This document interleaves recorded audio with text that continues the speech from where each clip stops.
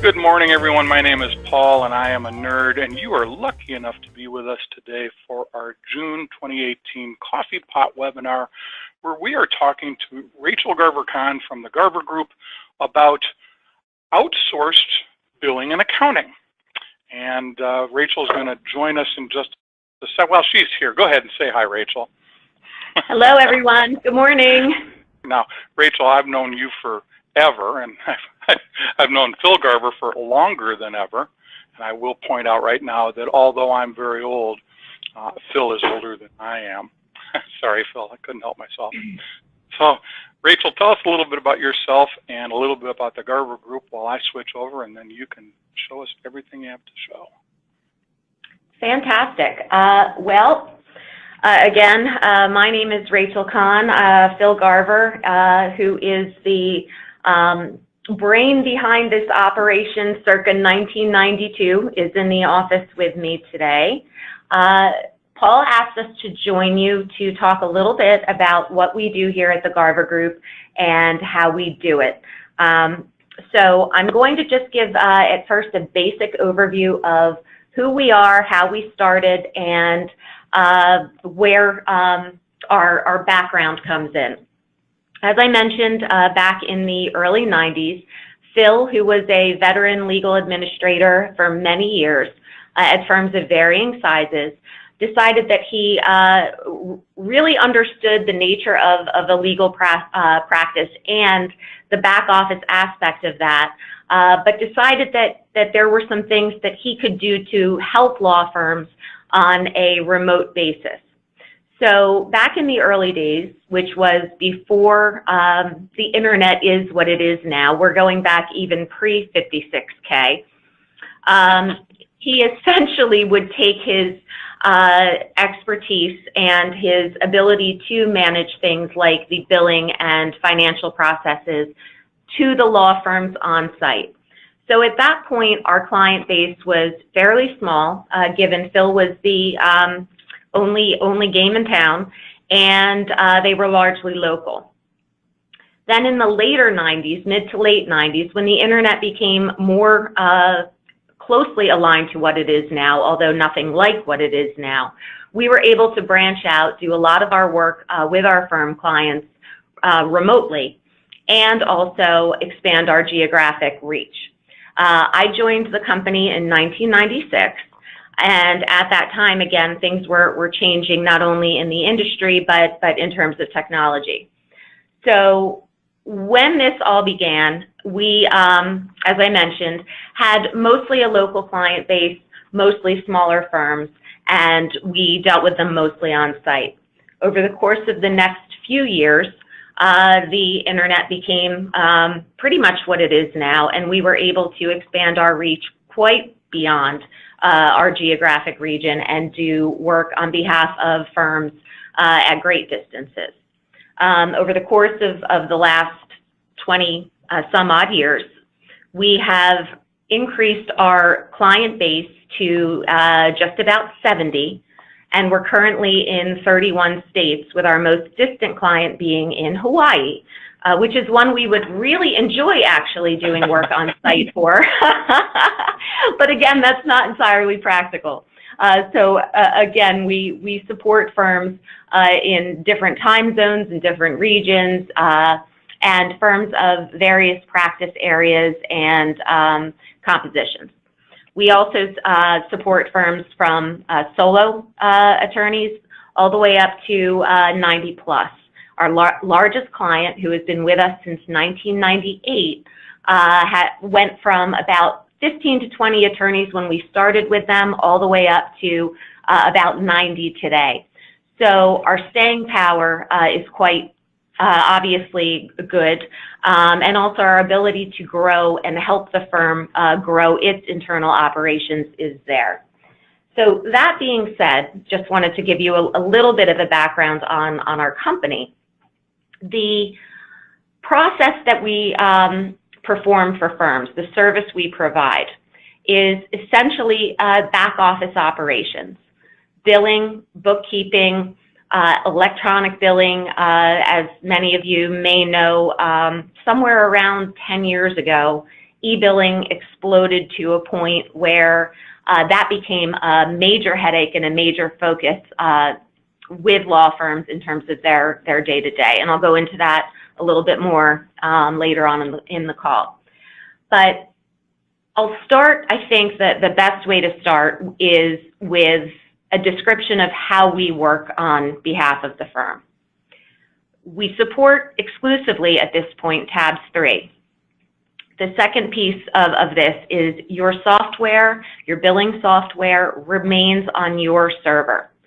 We access your database through LogMeIn, GoToPC, similar avenues in.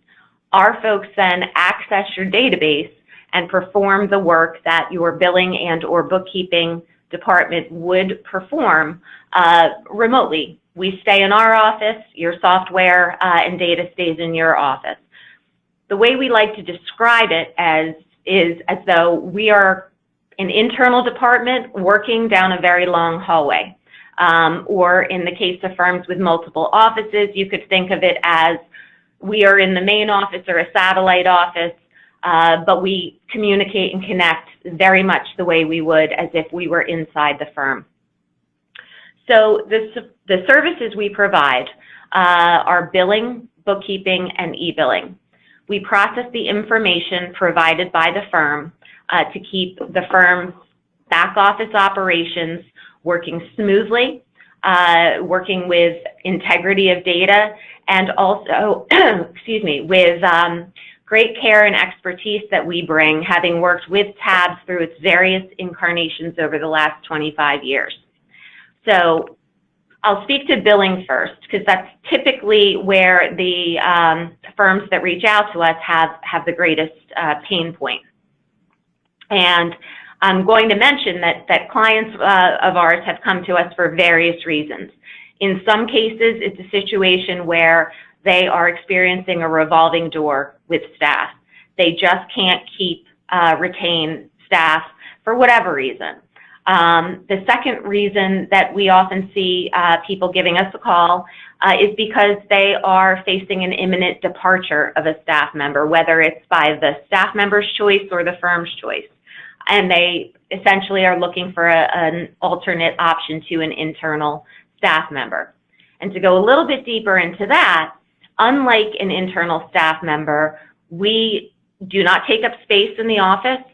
We do not take vacations. We do not take breaks. We do not require benefits, payroll taxes, the various other expenses related to an internal person. Adding on to that, we also provide a layer of transparency and privacy to the law firm, in that you're not worried about having someone in-house who may engage in water cooler discussions relative to payroll information in terms of draw payments, things like that, or even, you know, for some firms, it's very sensitive to have folks inside know what the total revenue is at any given point. So those are just a few examples. We also have had, unfortunately, situations where an immediate departure of a staff member occurred, whether it was due to an acute illness or in at least 2 cases that I can remember over our years where somebody had the unfortunate experience of passing away. Now, all that said, in terms of the billing support that we provide, the firm opens its new matters, the firm enters its own time, and the firm critically reviews its time for guideline compliance, content, and so on and so forth, the legal aspect of the time entry. When the firm directs, and this can be all at once or on a staggering basis depending on what the various attorneys require, when we're given the go-ahead, we run pre-bills, draft statements for the firm. They are then emailed via PDF to the law firm. They may go to one contact person for distribution. They may go individually in batches to the primary attorney who is responsible for reviewing the bills or that person's assistant. Those pre-bills are then reviewed, marked up with any edits, changes, adjustments required, and then they are sent back to us again via PDF email. Once we receive those pre-bills, we then go ahead and make the changes in the tab system, and then, assuming approval has been noted on the pre-bill, we create the final bill. Some firms have paper billing, some firms have emailed bills, and some firms have electronic billing. So for paper bills, we would create those and send a PDF via email back to the firm. The firm would then mail out their final bills. For email, we can either have the email statements component of tabs activated where the bills automatically go out on creation to the various clients, or once the bills are finalized, they go through the eBilling conversion process and submission process.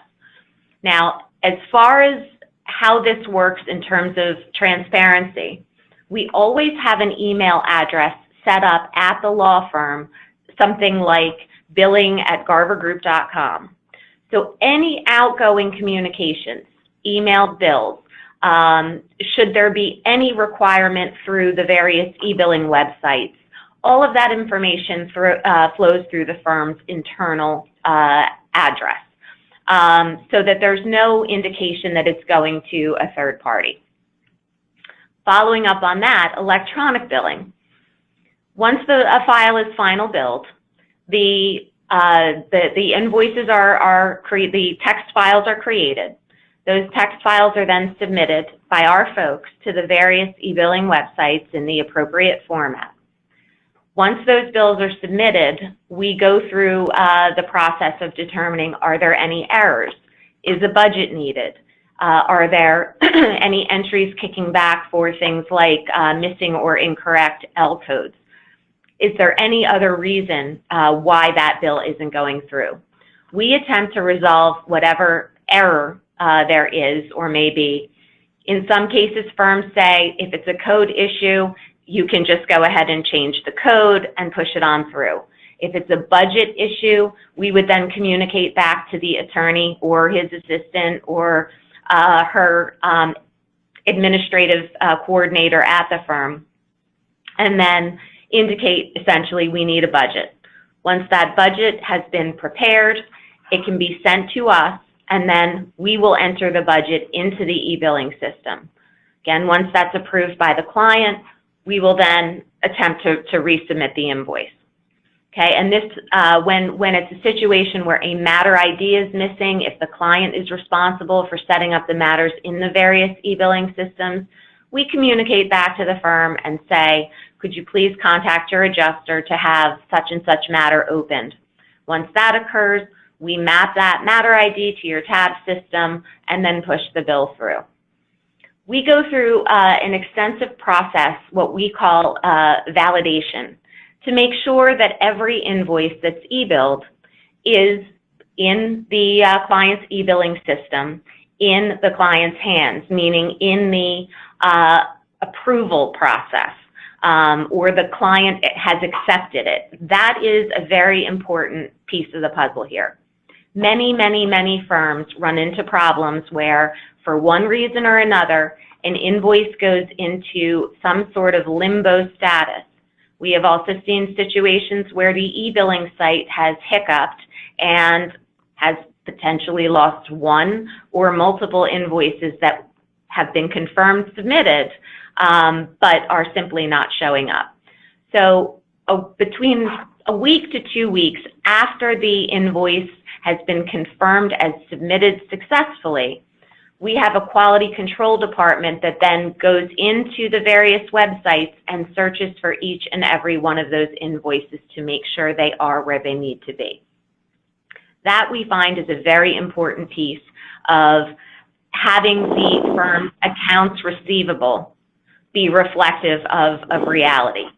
Many of the firms we come into are seeing their accounts receivable balloon because the belief is that the invoices have been submitted or the invoices have been created, but there's been no confirmation that they are successfully in your client's hands. So once the invoices are in the e-billing systems, in most cases they go through some sort of review audit process by the client.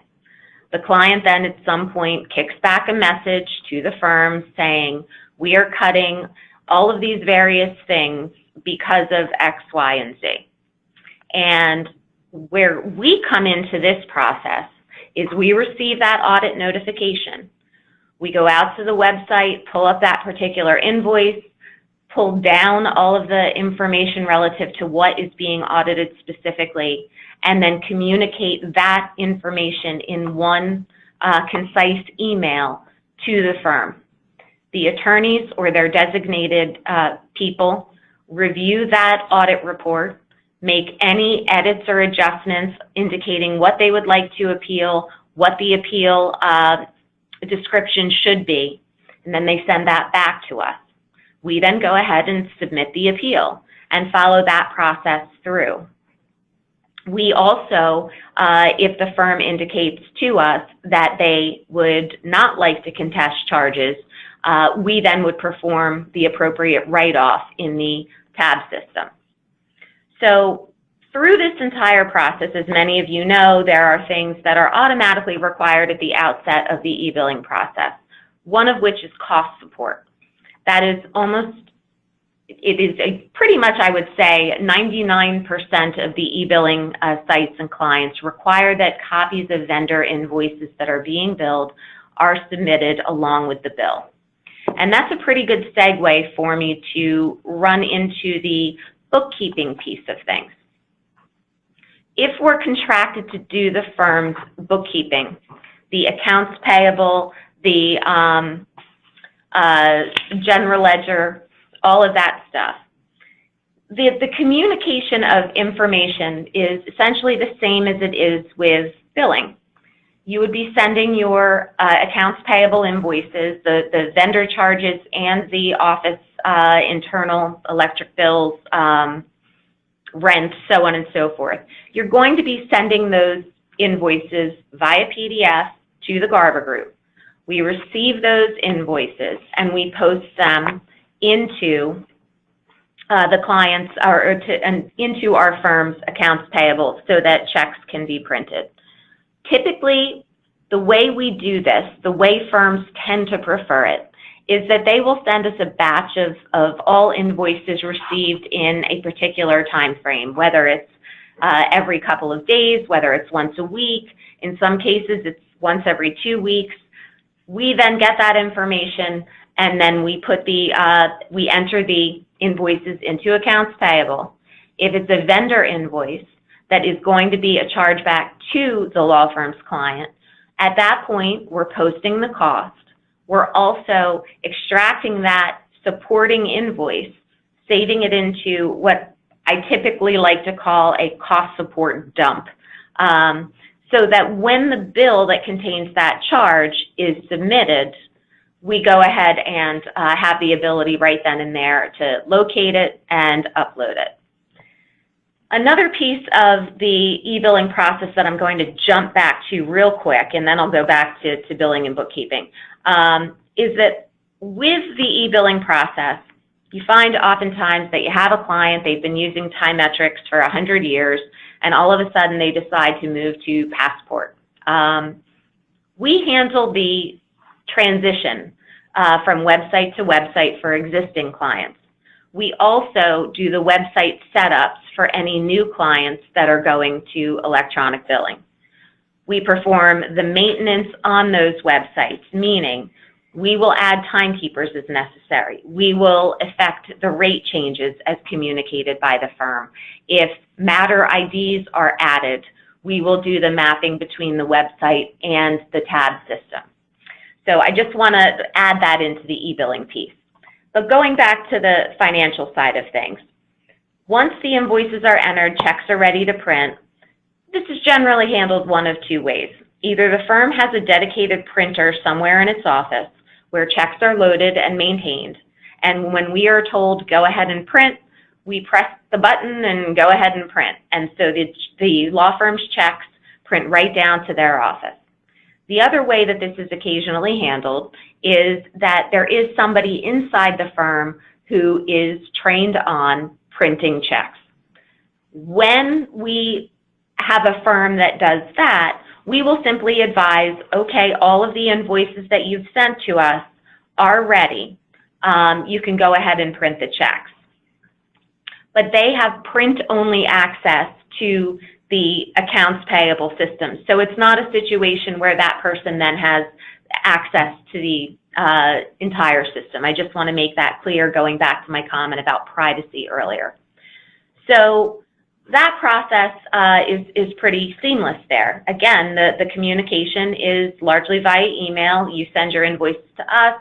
We save and compile the vendor invoices that go to clients, and then either give you a heads up when checks are ready or for printing on your end, or print the checks ourselves down to your printer.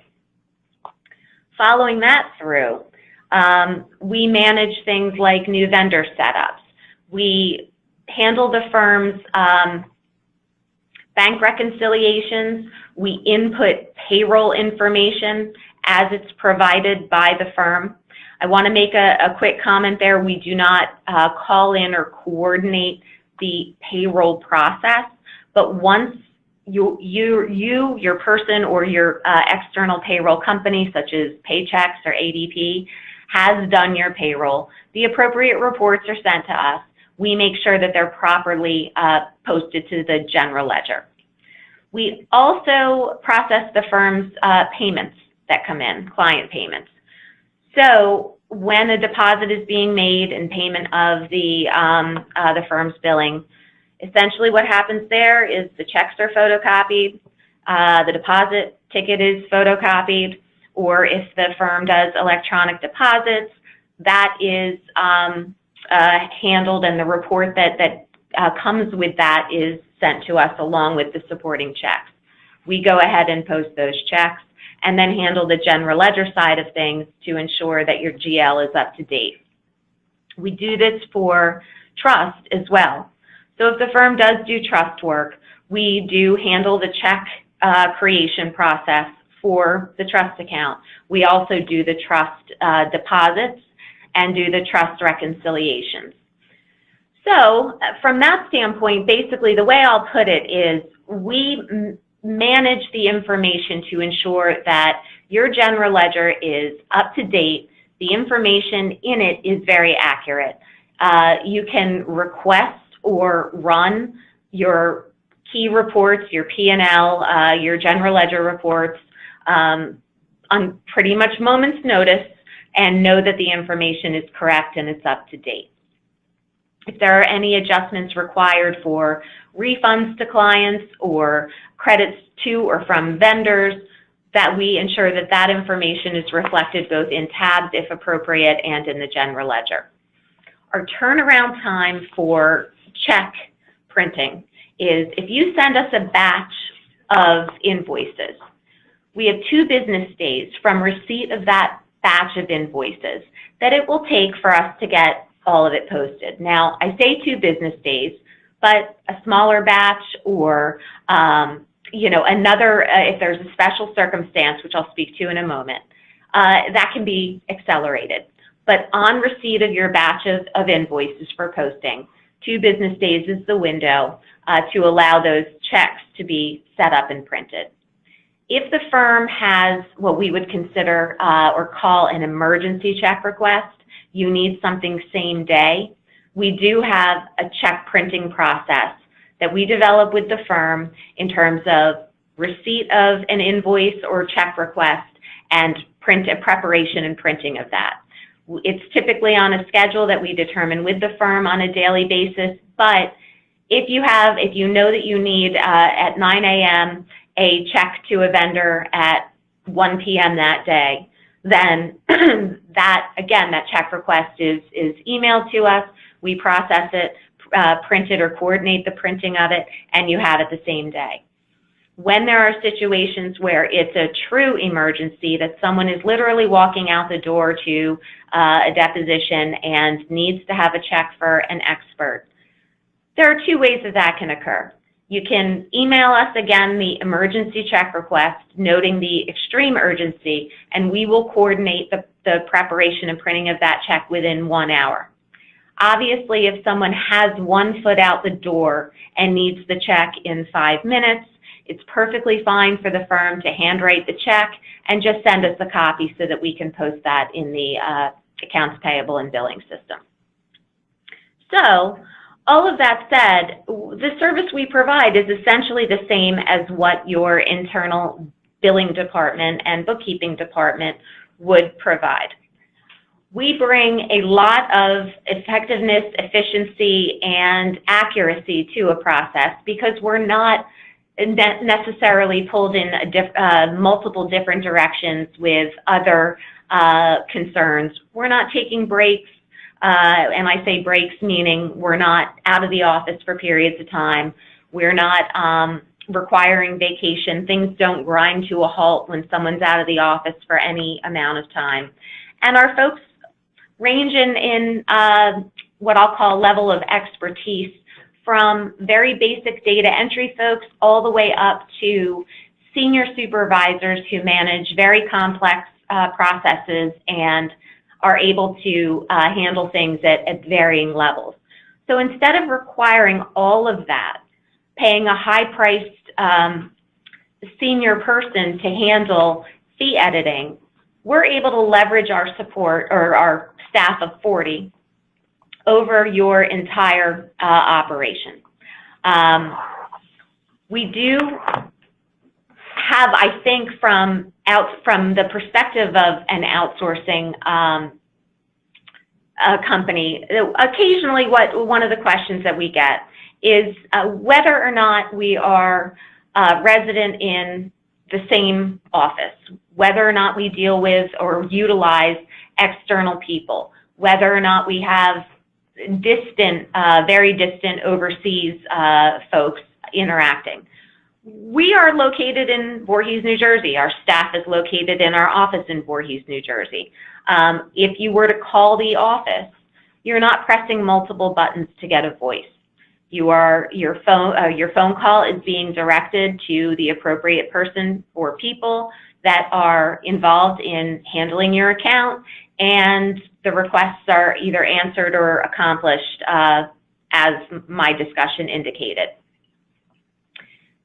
So from that point, really what I need to stress is that we're just down a very long hallway. We are essentially operating as though we are internal to the firm. We aren't accountants, and I want to make that very clear because it is an important distinction. The fact that we do our work and ensure that your data is up to date, that your data is accurate and in the shape that it should be, oftentimes your firm's accountant's involvement is minimized or lessened, I should say, depending on what firms have the accountant doing. But we are not going to provide advice on anything that your accountant would normally be called in to provide advice on. We do not do any filings with governmental agencies, and our involvement is in the processing realm. So your accountant will get the reports out of tabs that they require, but we are not going to be filing taxes or making calculations relative to that sort of thing. And I only mention that because in some firms, particularly larger firms, there's perhaps somebody on staff or in the office who is a CFO, CPA. That is not something we bring to the table. And I just mention that because it oftentimes is one of those FAQs that comes up. Now, there was something else I wanted to discuss that I have completely blanked on, but maybe this is an appropriate time to open up for any questions, if there are questions. Nope, I'm not seeing any. Okay. Well, I think that really that's what we do in a nutshell. We are essentially a back office operation that eliminates the need for a lot of considerations that typically involve in-house staff. And our pricing is based on a flat fee per attorney. So there are no surprises. We don't bill on a percentage of revenue basis or a per invoice basis. It's a flat fee that is fully disclosed at the outset. The firm goes in knowing what our charge is going to be every month. Typically, we have a 2-year commitment. With our law firms, the contract allows for 2 years. Now, recognizing that this is a deviation from typical process for law firms in many cases, we do offer an opt-out option in the 7th month. So if in the 7th month the firm is unhappy with our services, it's not a mix, it's not working to the firm's preference, then, you know, at that point the firm has the ability to end the contract, and there is no ramification to that. And sometimes it isn't the best fit, but in our 25 years, I think we've exercised, had that exercised on us once, maybe twice in the entire duration of our operation. So I like to make that statement because we do have significant longevity with our clients. Our average from the very, very newest clients, one of which came on 3 days ago, to our longest term client that goes back into the late 90s. Most of our clients, the average is 6+ years. So I put that out there along with the duration of time that we've been in business to make sure that it's understood that we are around, we have staying power, and our firms are very happy with our support. So, well, I know Paul, that we have a handful of clients that use the Garver Group, and I've never heard anything bad. I wonder why more people don't do this, and I have a feeling it has to do with people just don't know what's out there. When I was listening to you, Rachel, describe the electronic billing, I'm thinking, well, I think half of our clients that do electronic billing would simply jump at the chance to get rid of that hassle, and that's just the tip of the iceberg. So that's very impressive. And to be in it as long as Phil is old, sorry, I had to say that, then and only have one client or two clients that opt out after 6 months, that's incredible also. Well, great. Well, thank you, Rachel. I'm going to bring it back over here and just emphasize, as I do at the end of every webinar that we give, that we have a lot of content like this on our website, not just these webinars, but we have our virtual user group meetings and some pre-recorded content. So if you make your way to attorneycomputersystems.com, noticing, of course, the emphasis on the last S in the word systems, because without it, you don't get to the right place. When you make your way there, if you click on the word videos in our menu bar at the top, you will be taken to a list of all of the video content that we have, including this webinar series, the Coffee Pot webinars that you're attending right now, and our 3 virtual user group meetings, one for Tabs, one for PracticeMaster, one for World Docs. We also have some pre-recorded titles. We have Mary Jo's eBite video series that she does 3 of these each month, one on Tabs, one on PracticeMaster, and one on World Docs. These are short 2, 3, 4-minute videos where we take something very cool and that we can describe very concisely and put it into a video. We also have our longer format Paul and Mary Jo show. Same concept. We pick something that's broader in nature and requires a little bit more time, and either I or Mary Jo will take 10 or 15 or sometimes 20 minutes going into great depths in all that there is to know about whatever that topic is that month. We record one of these each month. And of course, we have our 4 live events. If you click on the Learn or the More Info button for any of these titles, like where we are now, you will be taken to a page that briefly describes what that title is. If it's a live event, it gives you information on the next event that's coming up, the next month's event, giving you 2 different links to register. They're both taking you to the same place, but some people like to see what they're clicking on before they click on it. And as you scroll down, what you'll find is that we have pre-recorded versions or recorded versions of every bit of content that we've performed live over the many, many years that we've been doing this. We have somewhere between 800 and 900 videos on our site. And so we're putting about 10 of them out a month. It's a lot of content. And you'll see, of course, that the one that we're in right now is currently in post-production because we're still doing it. But as you scroll down even further, you'll find all sorts of information. Some people like to come here and just browse around and see what they can find. Other people come here with a specific need. So if you go up to the search bar and type a word, it'll give you all the content that has that word somewhere in the description or the title. And so that's it. That's all for this month. Thank you, Rachel and Phil in the background there. Go ahead, Phil. Say hi. Come on, Phil. Say hi just once. Hi, Paul. Hi, Phil. Phil and I go way, way back to before, I don't know, before Windows. Let's just say that. Rachel, you said 56K. For those of you that are, I don't know, under mine and Phil's age, that's a modem. And for those of you that are under mine and Phil's age, that's what we used to use to communicate before we had the internet. So anyways, everybody have a good rest of the day and a good rest of the month, and we will see you next month. Thanks much. Bye-bye.